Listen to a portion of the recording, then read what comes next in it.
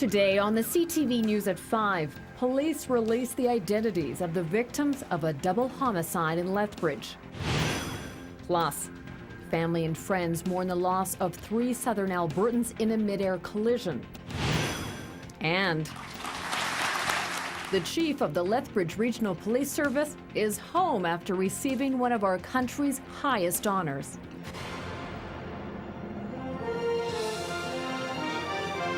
CTV News with Jackie Scantlebury. Good afternoon. Lethbridge police have now named the victims of the city's first ever double homicide. The bodies of 2 men were found in a park early Sunday morning. Alicia Fieldberg met with area residents who say they are unsettled by the incident. Public tip led police to the bodies of 2 Lethbridge men in Adams Ice Center Park just before 2 Sunday morning. Police say 35-year-old Marty Leon Steele and 30-year-old Aaron Lewis Thacker were stabbed. The results of autopsies expected later this week will confirm the causes of death. With the public's help and assistance, this is a very solvable crime. So we're reaching out to the public. Please assist your community and provide those tips to the Lethbridge Regional Police Service. Officers say the men were acquaintances and had been out socializing with a group of people Saturday night. Police are reaching out to anyone who might know more about the men's last hours. They released photos and descriptions of what the men were wearing in hopes of retracing their steps. We want to dig into that 24-hour background of these people and their associations, what they've been doing, who they've been associating with. Officers wouldn't give details on the suspected motive because of the ongoing investigation.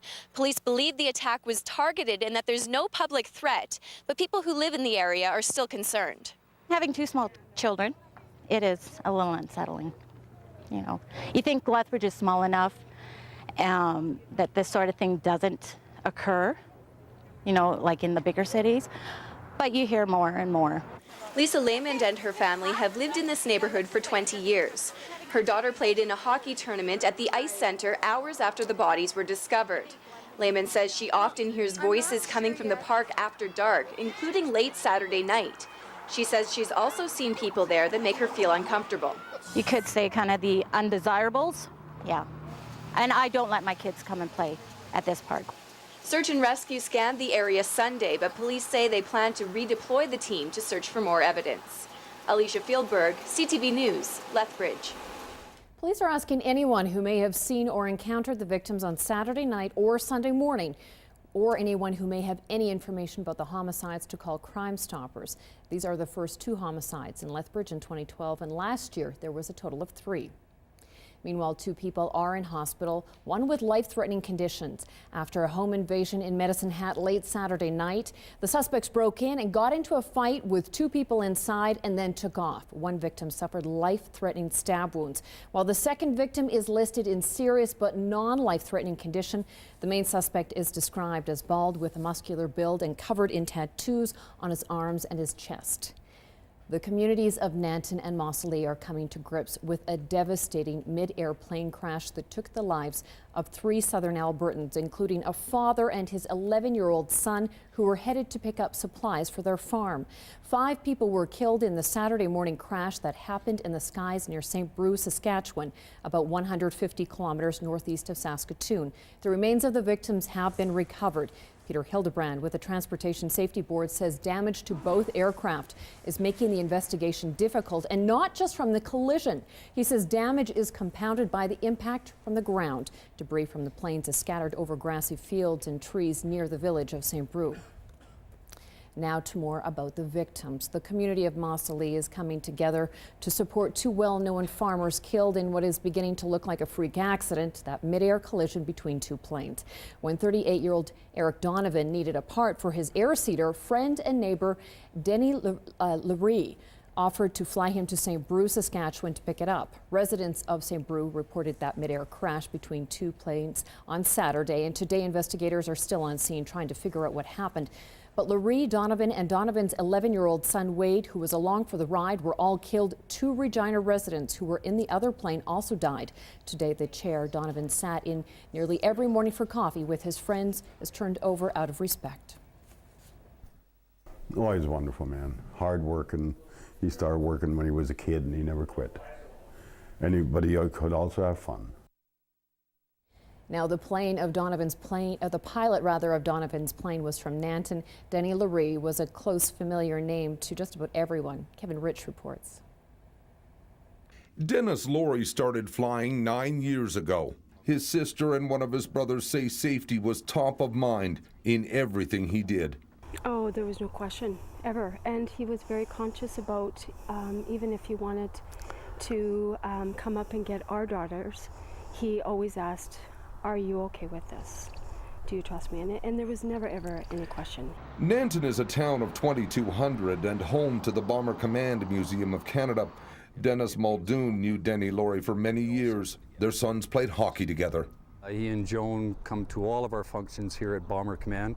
Pilots are like that. They have a very, very keen interest in their own group, as it were, with aviation. Denny Laurie was also a rancher. According to some, he had talked about getting out of the business. His brother Murray says it was all talk and that he had a real passion for ranching and flying.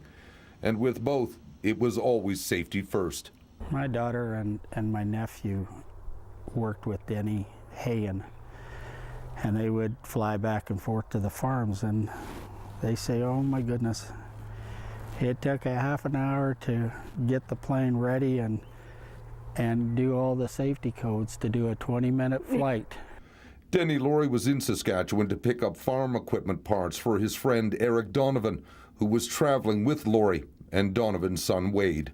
You cannot say enough about Denny Laurie. The things that he did for others and his community was just off the wall. This is one of the local airstrips where Denny Laurie would land his Piper Super Cub. Like the Saskatchewan airstrip where the collision occurred, it seems to offer enough big sky for everyone. Kevin Rich, CTV News, Calgary. The victims in the other plane have been identified as Joy and Eric Jackson of Regina. Eric Jackson apparently got his pilot's license just last year. A preliminary inquiry for a Calgary man charged with beating a Lethbridge cop didn't go ahead as scheduled this morning. 24-year-old Aaron Head failed to show up in court today. His lawyer told court he had instructions from his client to change his plea, but couldn't do anything without him there. In February, Constable Norman Smith was attacked while trying to arrest Aaron Head and another man. The men handcuffed and beat Smith. The officer suffered a serious head injury, broken nose and cuts. Police charged both men with aggravated assault. A warrant has been issued for Head's arrest. And the chief of the Lethbridge Regional Police Service is back home after winning one of the country's highest honors. Chief Thomas Matthew Mackenzie. Last week, Tom McKenzie was invested into the Order of Merit of the Police Forces from Canada's Governor General. The order is awarded on exceptional merit, contributions to policing and community.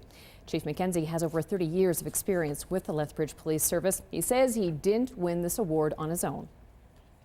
Well, it's a great privilege and an honor, and to be recognized for my service, and you know, to be able to actually come back and share this with our service, because you turn out to be the officer that you were mentored to be or coached by many people, and that's the importance of mentoring and coaching. And so I had a lot of people that helped me throughout 36 years on the police service here. I'm really honored and proud to be recognized in this way, but I also have to recognize and those people that helped me get here. Recipients are first nominated and then selected by a panel made up of members of the Canadian Association of the Chiefs of Police and the Governor General's office.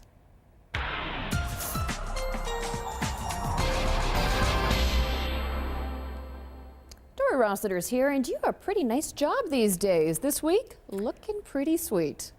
Yeah, it's pretty nice. Everywhere I go, people are smiling at me, which is a nice change from the middle of winter when it's gray and cold and chilly and no one wants to smile. But it's very nice for the next several days. We have a little bit of a blip in the radar coming up for Thursday and Friday, but then as we get into the long weekend, things are looking pretty nice. I'll have all the details coming up in a couple of minutes. Thanks, Dory. The city of Lethbridge is investigating a possible sinkhole on Whoop Up Drive. As a result, they've reduced westbound traffic to just one lane west of Scenic Drive. Detour signs are in place, and in the meantime, residents are being encouraged to use Highway 3 as an alternate route. Saturday morning, City Police and the Southern Alberta Bikers Club kicked off their annual road safety event. Hours later, an unrelated collision between a motorbike and a car tied up the left-hand lanes of southbound Marygrath Drive at 12th Avenue South. Officers say the bike rear-ended the car. Police say there's more traffic in the summer, and everyone needs to pay attention to their surroundings. And we just urge the public at large, whether you're a motorcycle driver, passenger, the driver of a motor vehicle, to drive with caution, be defensive, and be safe out there. The driver of the motorcycle was taken to hospital as a precaution. A Lethbridge shopping centre is being recognized as one of the best in Canada for their green efforts. Park Place Shopping Centre is celebrating a BOMA 4 designation. It's the highest environmental achievement from the Building Owners and Managements Association. The shopping mall is one of 7 malls in Canada to receive the leadership designation. Park Place was also named Outstanding Building of the Year at an awards banquet in Calgary on Thursday. Management say that it's important to be a green leader in the community.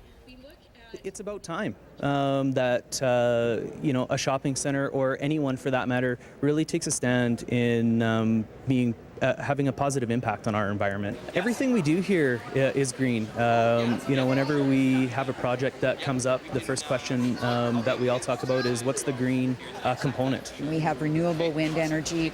We have initiatives like this. We have all of the work that the college has been doing with the Living Home.